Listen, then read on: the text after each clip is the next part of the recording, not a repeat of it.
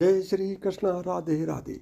प्रिय दोस्तों, आज के इस वीडियो में हम आपको बताएंगे कि महिलाओं को, खास तौर से शादीशुदा महिलाओं को, ये 5 गहने कभी भी नहीं पहनने चाहिए, वरना इससे आपके पति को कष्ट उठाने पड़ते हैं, यहाँ तक कि पति की मृत्यु भी हो सकती है। साथ ही हम आपको बताएंगे कि वो कौन सी गलती महिलाएं आमतौर पर करती हैं जिसके कारण पति की बर्बादी तय है। तो पूरी जानकारी के लिए वीडियो को अंत तक ज़रूर देखिएगा। दोस्तों, महिलाओं को गलती से भी ऐसे गहने नहीं पहनने चाहिए।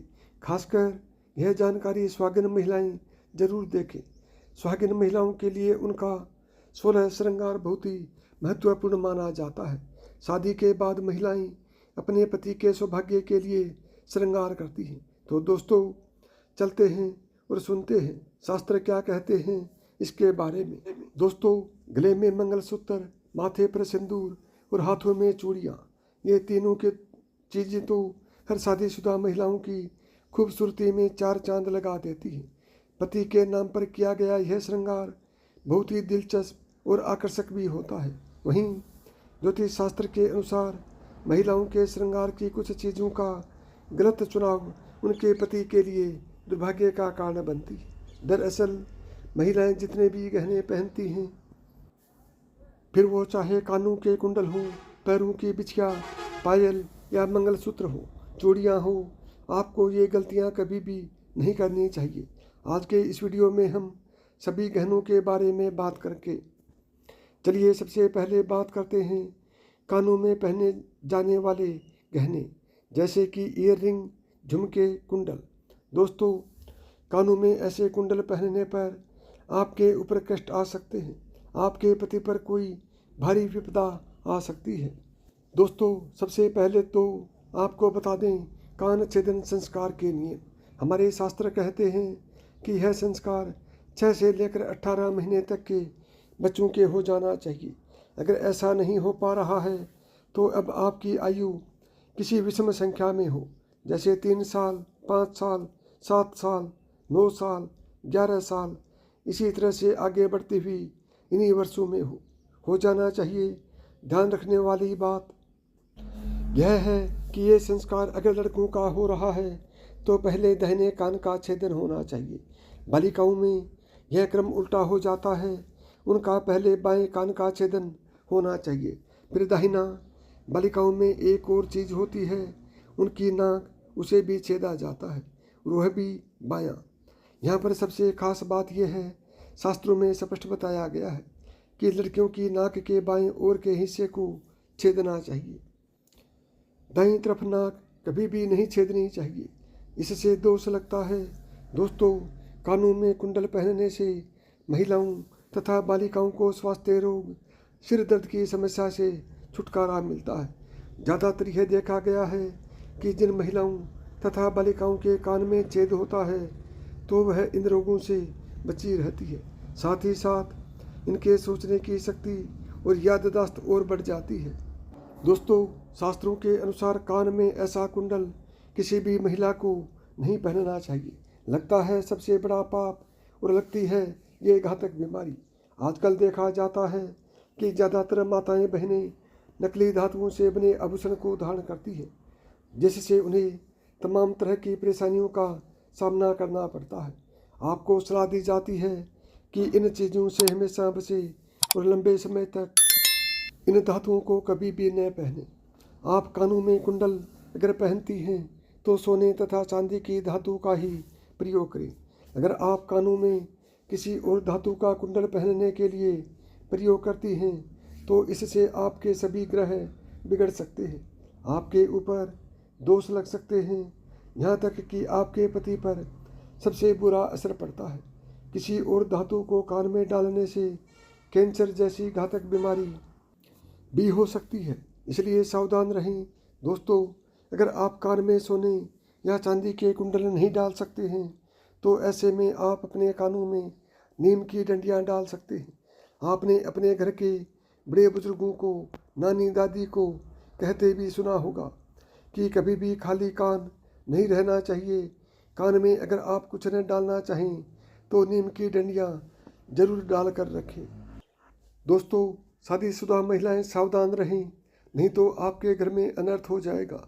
शास्त्रों के अनुसार व्यक्ति पर सबसे भारी दोष तब लगते हैं जब वो किसी पराये व्यक्ति की चीज़ का इस्तेमाल करे।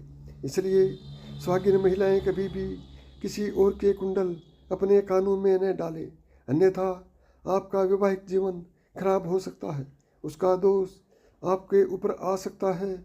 ऐसे में आपको मंगलसूत्र भी किसी और का इस्तेमाल नहीं करना चाहिए, नहीं तो बुरे परिणाम आपको झेलने पड़ सकते हैं। इसलिए आपका वैवाहिक जीवन कभी खराब न हो तो आप यह सावधानी जरूर बरतें। दोस्तों, विवाहित महिलाएं पैरों के बीच में 3 अंगुलियों में बिछिया पहनती हैं।